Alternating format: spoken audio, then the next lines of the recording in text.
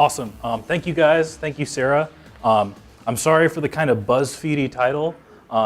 There's some good content though, so don't worry. Again, kind of like Sarah mentioned, I'm Greg. I help out with the OAuth San Antonio chapter.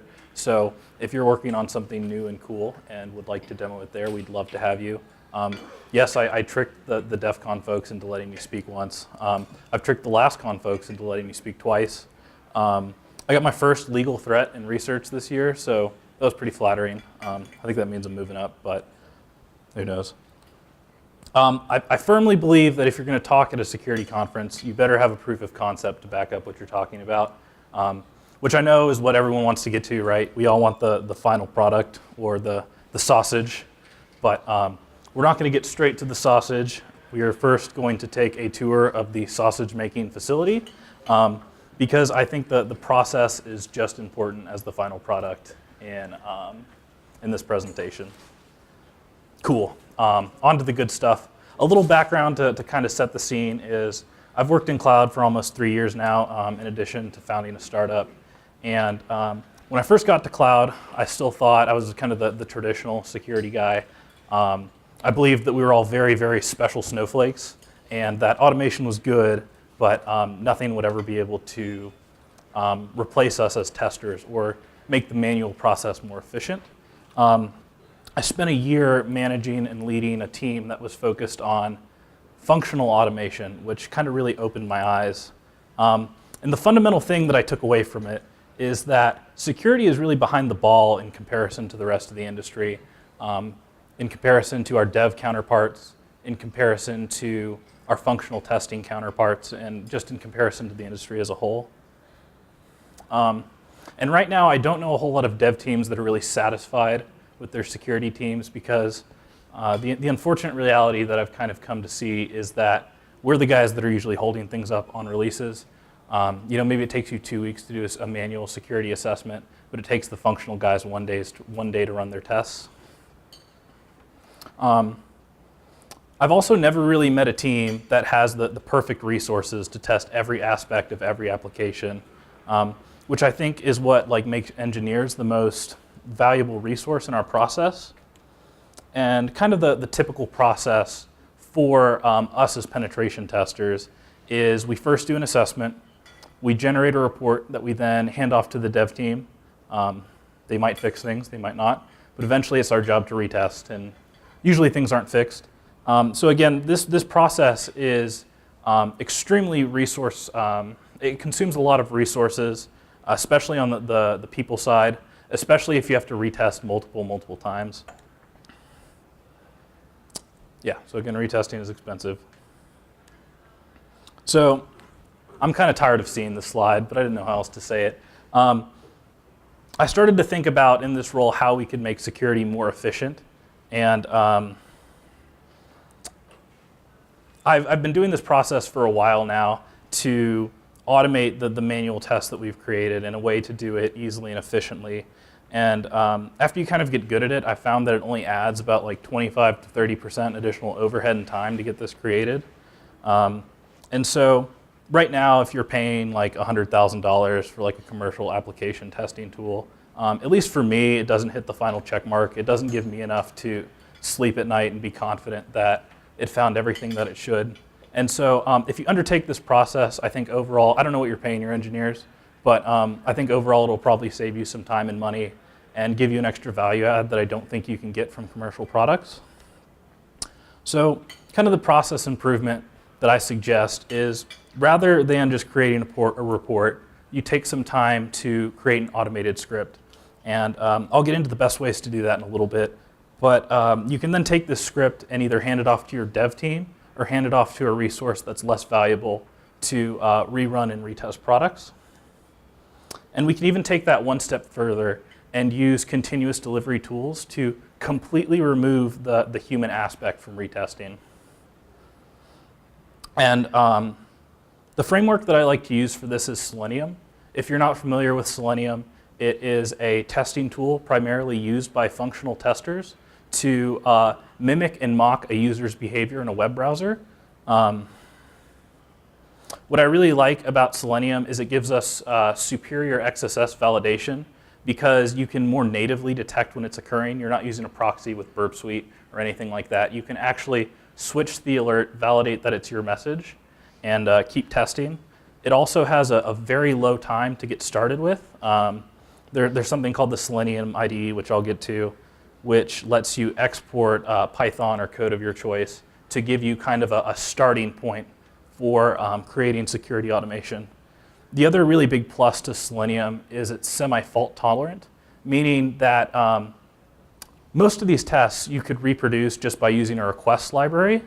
But let's say you have like some endpoint that you're posting data to, and the developer changes that endpoint. So either the URL changes or the actual data changes. Hopefully, the developer is hooking up that post request to somewhere in the UI and they've hooked it up correctly. So as long as like the HTML and the CSS doesn't significantly change, most Selenium tests won't actually break. So again, that's less work for your security team overall and the investment your department is making.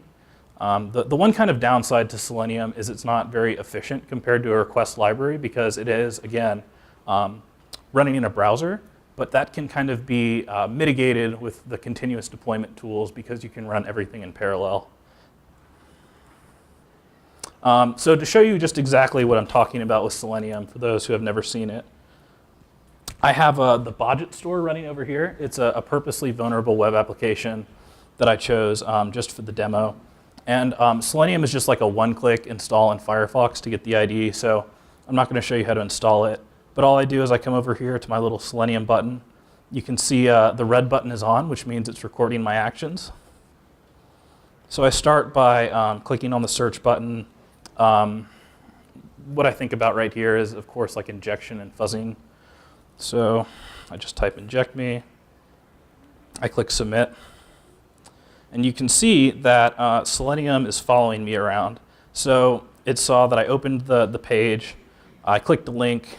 I sent inject me as the payload. And then it clicked submit for me. Or it's reproducing me clicking submit. The other page that I was particularly interested in was login. So again, I go to login, type inject me, type inject me. Oops. And all that gets recorded in Selenium. So then I go to source, and we can see it's HTML, which isn't really helpful. And I go to format, and I change that to Python 2 with WebDriver, and it's an experimental feature. So there's a warning, but whatever. And this will give you code that will literally mimic the actions that I just made in Python. And I've got a better view. It's a little hard to see right here. But going back to the slides, this is the final code that using the IDE gives you. I've just added 2 comments to show you what I'm going to use for cross-site scripting and what I'm going to use for SQL injection. And then just to run like the initial script. It's going to go fast, but it's just copying all the actions that I already took and just run it again. No, you cannot run Selenium headless. Or maybe you can, but there you go. Yeah, you can use Phantom.js, but I'm not that cool, so that's not what I'm doing. But anyways, yeah, so we can see that it literally just mimics all the behavior that we've done in the browser. And so again, I'm going to use this part at the top for cross-site scripting, this part at the bottom for SQL injection, which is all what the IDE has already generated for us. So this is my test for cross-site scripting. Again, you can see in blue what I've copied over. All that I'm doing is I'm reading from a list of cross-site scripting strings, and then I'm checking to see if an alert box was triggered. If it was triggered, is it the message that I'm expecting? So I know that I'm actually triggering this alert box and it's not part of the regular functionality of the application. And then based on that, I'm sending some information to a pretty parser, which is going to make some real pretty output for whoever has to look at it. This is the code that I'm using for SQL injection. For SQL map, I either use -u for URL or -r for post requests. It's a really handy functionality for SQL map that I'm not sure everyone's familiar with. And so to get that, all I'm doing is I'm intercepting a request in burp. And all this code will be available, by the way, so like, don't feel like you have to snap pictures or scribble furiously. But anyway, so I take this request that I've intercepted from burp, and I copy it to this text file. And then I rely on SQL map to figure out how to parse that and attack the username and password variables. And so SQL map is one of the few like automated tools that I really trust. So on the left gets you to a completely automated solution. But if you wanted to take it one step further, so the person that you're handing off your script to can actually see the injection occur, I've come up with some code on the right for that as well. And again, it mostly borrows from the original code that we took from Selenium IDE, which is noted in blue. But so the final product of all this is this script that I've made called lastcon.py. And again, it's exactly what we just looked at. Again, pretty printer, but it's going to go to the website. It's going to start throwing XSS strings at it.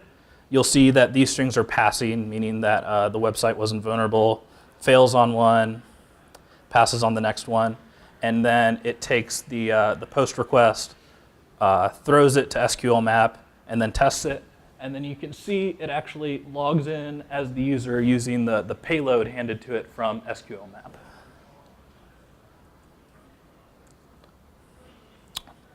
So this is great, I think, for us because, again, you can hand it off to the dev team. You can hand it off to a less valuable resource.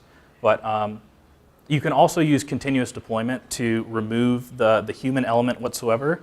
Also, a lot of dev folks are using continuous development. So you can get to this really great place where your devs are pushing code and you don't have to look at it. And like you can push code and Jenkins already automatically knows to run your new tests against their new code.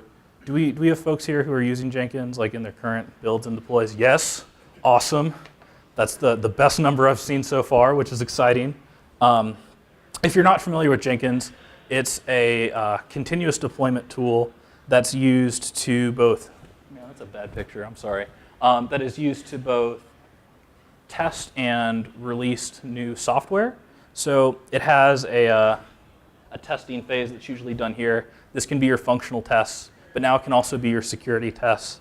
And then it has a release phase where it will deploy your code should it pass every test to, let's say, a pre-production environment for you. And then it'll run the tests again. And then if all that goes well, it'll finally kick the code to your production server. So it's extremely efficient. It's really what's taking over cloud.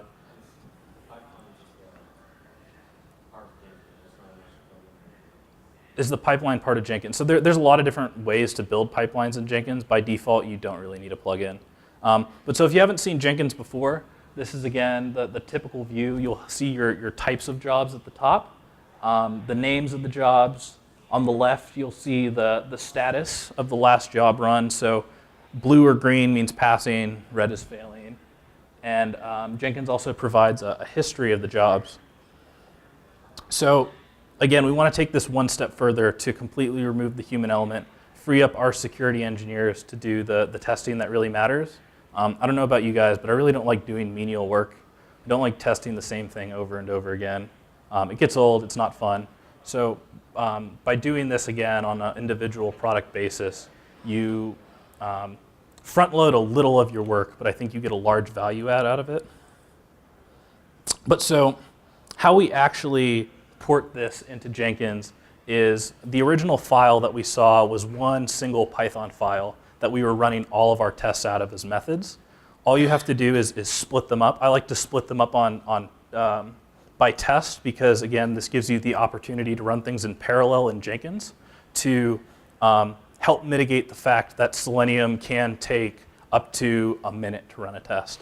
So all you have to add so Jenkins knows whether a test is passing or failing is this self-assert true and self-assert, yeah. So all you have to do is put in assert statements, and then Jenkins knows whether to pass or fail a test.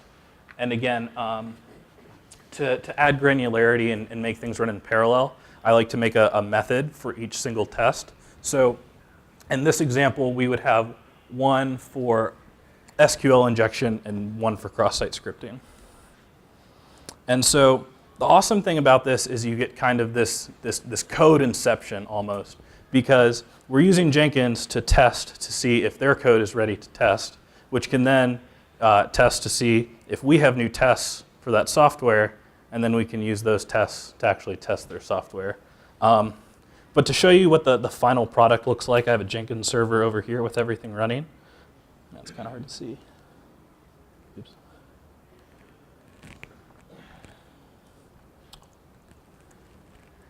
Cool. So this is kind of the dashboard that I built. I have an empty chest just so something's actually passing. Again, an individual script for SQL injection, an individual script for cross-site scripting, and then the history of the jobs. And then Jenkins comes with a lot of great plugins to build off of. So you could have an email that goes out every time a test is finished, and if it fails, one of your engineers could get alerted and actually go look at it. There's also a great deal of statistics that come with Jenkins by default. My graph is not very pretty because I didn't give it very much data, but this view might be a little bit more interesting to you. It shows the successes, the failures, and gives you kind of an idea of how stable your product might or might not be from both a security perspective, but also just a general functional perspective.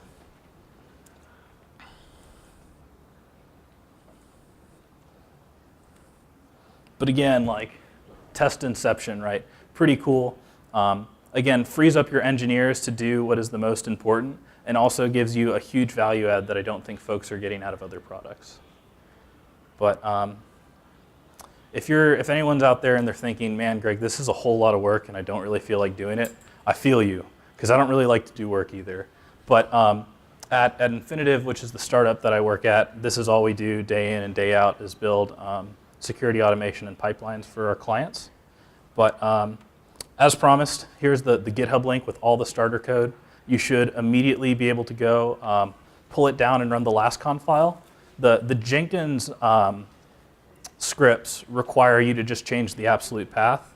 But if you have any problems, which you shouldn't, but I don't know, things always go wrong in code, please feel free to reach out on Twitter or email me. Yep, if for some reason you don't want to use Jenkins, like if you always want to have the granularity to kick off tests, you can also use something called Selenium Grid, which is used by functional folks to run things in a variety of different browsers all at once in parallel. So it's just another option that I didn't really talk about if you want to make sure you have your tests running in every single browser. Honestly, we usually end up rolling our own. Again, like most of it can be done with like Python requests if you want to like really get a big increase in efficiency. But then you're going to have to write a lot of your own rules around both like how you want to interact with the web page or the API, as well as like validation and parsing.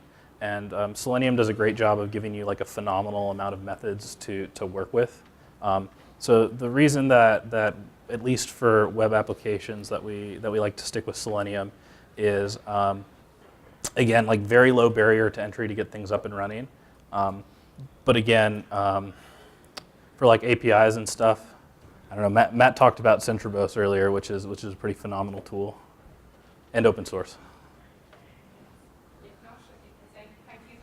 Cool. Thanks, guys. Take care.